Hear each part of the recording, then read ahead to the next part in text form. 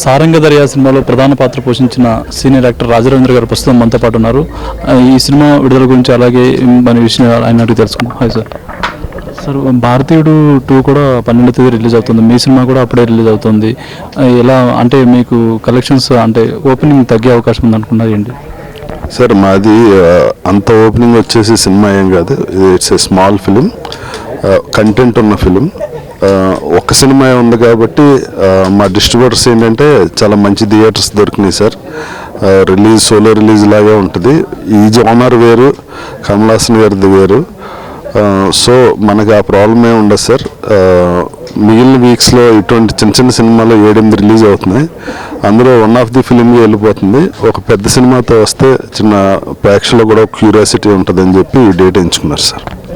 ఇంకోటి ఏంటి, ఇందాక మీరు మాట్లాడుతూ చాలా ఎమోషనల్ అయ్యారు చైల్డ్ అబ్యూజింగ్ గురించి. దాని గురించి ఏం చెప్తారు సార్? అదే సార్, నాకు మనవలు ఉన్నారు. సో ఈ రోజులో పేపర్స్ చదువుతుంటే బాగా ఇబ్బందిగా ఉంటుంది. చిన్న చిన్న పిల్లల్ని అంటే వాళ్ళు డ్రగ్ తీసుకున్నాక వాళ్ళకి మానవత్వం అనేది ఏమి ఉండదు. అంటే బయట ప్రపంచంలో ఉన్న ఫీలింగ్ కూడా ఉండదు. ఒక డ్రగ్ తీసుకున్న వ్యక్తి ఒక 3 నెలలు 6 నెలల అమ్మాయిని, చిన్న పాపను తీసుకుని వెళ్ళిపోయిన విజువల్ చూసినప్పుడు కూడా చాలా హర్ట్ అయ్యా. So no drugs please. ఎవరికైనా తెలుసున్నా దాన్ని ఇమ్మీడియట్గా కంప్లైంట్ ఇచ్చి ఆపుదాం. లేకపోతే మనం కాదు, మన తర్వాత తరం చాలా చాలా ఇబ్బంది పడుతుందని నా ఫీలింగ్స్. ఇంకోటి ఏంటంటే, కొంతమంది యూట్యూబర్స్ కామెడీ చేస్తున్నామనే భ్రమలో కొంత వల్గర్గా ప్రవర్తించడం, తండ్రి కూతుళ్ళ మధ్య కూడా సంభాషణ దాన్ని వల్గర్గా చిత్రీకరించడం, ఇలాంటివి ఇప్పుడే మనకు సాయిధరం తేజ్ కావచ్చు, మంచు మనోజ్ కావచ్చు, వీళ్ళందరూ స్పందించి గవర్నమెంట్కి తెలియజేశారు. దీని గురించి అంటే సార్, అది నిజంగానే చాలా దారుణమైన విషయం అండి. ఏంటంటే అండి, వీళ్ళు ఛానల్ పెట్టుకుని నెలకేదో 1,00,000-2 లక్షలు వస్తుందని చెప్పి ఏది కంటెంట్ ఏది కాదు అని ఒక పాపులారిటీ కోసం ఏదైనా చేసేస్తున్నారు సార్. ఒక పెద్ద పెద్ద సెలబ్రిటీస్ని కూడా ఆడియో అని మాట్లాడేస్తున్నారు. అసలు ఏ ఇది లేని వాళ్ళని తీసుకొచ్చి పెద్ద పెద్ద వాళ్ళు తిట్టిస్తున్నారు. దానివల్ల పాపులర్ అవుదామని చూస్తున్నారు. ఇదంతా చాలా సమాజంలో ఒక విషపూరితమైన వాతావరణం సృష్టిస్తుందండి. అందులో భాగంగానే ఆయన సారీ చెప్పాడు, కానీ ఆయన ఇంటెన్షనల్గా చేసినట్లేడు. ఏదో ఒకటి అనుకుంటే ఒకటి అయినట్టు ఆయనకి. కానీ ఏదేమైనా అది చాలా చాలా దారుణమైన విషయం అండి.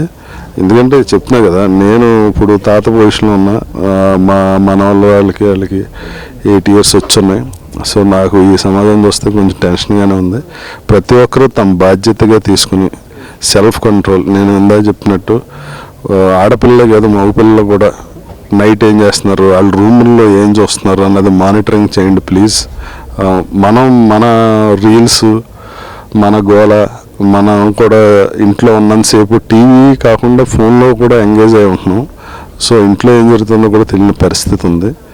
అందరికీ దయచేసి చేతులెత్తి నమస్కరించి చెప్తున్నా, please observe what is happening in our house. Thank you. ఇంకోటి, సినిమా వాళ్ళ మీద కూడా ట్రోలింగ్ ఎక్కువ జరుగుతుంది.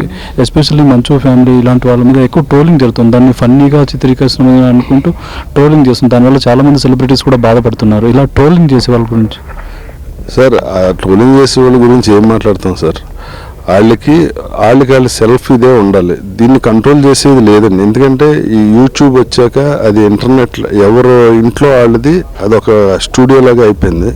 వాళ్ళు ఏదనుకున్నా చేయగలుగుతారు. ఇప్పుడు వాళ్ళు రాంగ్ ఐపీలతో ఉంటారు, వాళ్ళని పట్టుకోవాలన్నా వేరే ఇది. దీనికి సైబర్ క్రైమ్ అని ఇవన్నీ పెట్టారు. కానీ నెంబర్ ఆఫ్ కేసెస్ అండి రోజుకి కొన్ని 100 వచ్చేస్తున్నాయి. ఇప్పుడు ఇందాక చెప్పినట్టు సెలబ్రిటీని ఏదో ఒకటి అంటేనే పాపులర్ అవుతామని. శ్రీకాంత్ చచ్చిపోయాడని ఓ రోజు, సునీల్ హాస్పిటల్లో సీరియస్గా ఉన్నాడన్న రోజు, అసలు సంబంధం లేని వార్తలు, ఏది నిజం ఏది అబద్ధం తెలియని పరిస్థితుల్లో బతుకుతున్నాం మనం. దానివల్ల ఏంటంటే అండి, చాలా సిన్సియర్గా ఉన్న కొన్ని యూట్యూబర్స్ కూడా బ్యాడ్ నేమ్ వచ్చే పరిస్థితి ఉంది.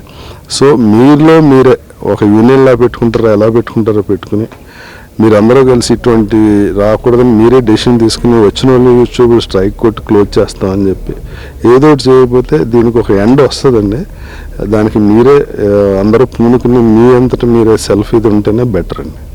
ఫైనల్గా సారంగ దర్యా సినిమా విషయానికి వస్తే, ఇందులో జెండర్ ఈక్వాలిటీ, అలాగే క్యాస్ట్ ఈక్వాలిటీ, అలాగే రిలీజన్ ఈక్వాలిటీ, ఈ 3 కాంప్లికేటెడ్ ఈక్వాలిటీని చూపించడం ఎలా అనిపించింది?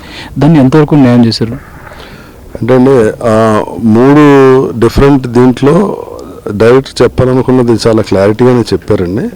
అది నాకు బాగా హార్ట్ టచింగ్గా ఉండింది జెండర్దండి. అది వాళ్ళు తప్పు లేకుండా వాళ్ళు చాలా మానసిక క్షోభ అనుభవిస్తున్నారు. ఈ సినిమా చూశాక కనీసం వాళ్ళని అంటే ఇప్పుడు లోకం మారిందండి. ఐఏఎస్ ఆఫీసర్స్ వస్తున్నారు, అందులో ఐపీఎస్ వాళ్ళు ఉన్నారు, బస్ డ్రైవర్స్ కూడా ఉన్నారు. సో వాళ్ళని కూడా మన జెండర్తో పాటు ఈక్వల్గా చూడాలని కోరుకుంటున్నాను. Sir wish all the best me cinema. Thank you.